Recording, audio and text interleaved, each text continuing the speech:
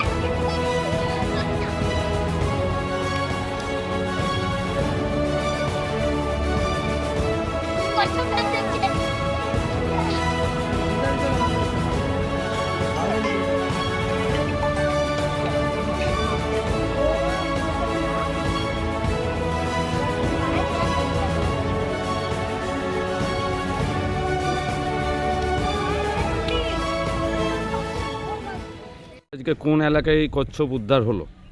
এটা কলিগ্রাম এলাকা। কলিগ্রাম কারা জানিয়েছিল আপনাকে? আমাকে আমাদের বড়বাবু জানিয়েছিলেন, সেই মোতাবেক আমি এসেছি। কলিগ্রামে কি নাম, প্রদীপ বাবুর বাড়িতে উনি পুকুরে মাছ ধরতে গিয়ে এটি উদ্ধার করেন। আমরা এটি তার কাছ থেকে হ্যান্ডওভার করি।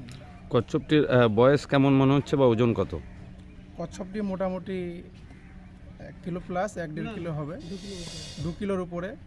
আচ্ছা, আর তার বন দপ্তর থেকে এই কচ্ছপ কোথায় করা হবে? ওর ন্যাচারাল হ্যাবিটেটে ছেড়ে দেওয়া হবে একে। তো কি বার্তা দেবেন? অনেক সময় দেখা যায় যে এই ধরনের কচ্ছপ পেলে অনেকে বিক্রি করে দেয় বা মাংসের জন্য, সেই জায়গা থেকে এটা তো আইনত দণ্ডনীয়। তো এনারা এসে তুলে দিলেন, কি বলবেন, কি বার্তা দেবেন? ইনারা তুলে দিলেন, এটা খুব ভালো কাজ। কচ্ছপ ফরেস্ট ডিপার্টমেন্টের 1972 ওয়াইল্ড লাইফ প্রোটেকশন অ্যাক্টের অন্তর্গত।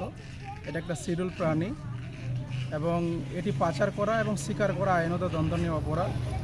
এটি জলজ একটি প্রাণী, জলের বাস্তুতন্ত্র বজায় রাখতে সহায়তা করে। তাই কচ্ছপ শিকার নয়, কচ্ছপকে বাঁচতে দিন, সবাই বাঁচবে। আপনার নাম? আমার নাম ফাইজুল হক, চাঁচল ফরেস্ট অফিস। কোথায় পেয়েছিলেন? পুকুরে পেয়েছিলাম, পুকুর চাষ করি আমি তো পুকুরে পেলাম। চিন্তা ভাবনা করছি যে এটা বন দপ্তরে দেওয়াই ভালো হবে, যেহেতু এটা বিলুপ্ত প্রাণী, পাওয়া যায় না, দেখা যায় না। এখনকার মানুষ তো এগুলো ফেলে বাইরে কেটে কুটে খেয়ে নেয়, কেউ জানতেও পারে না।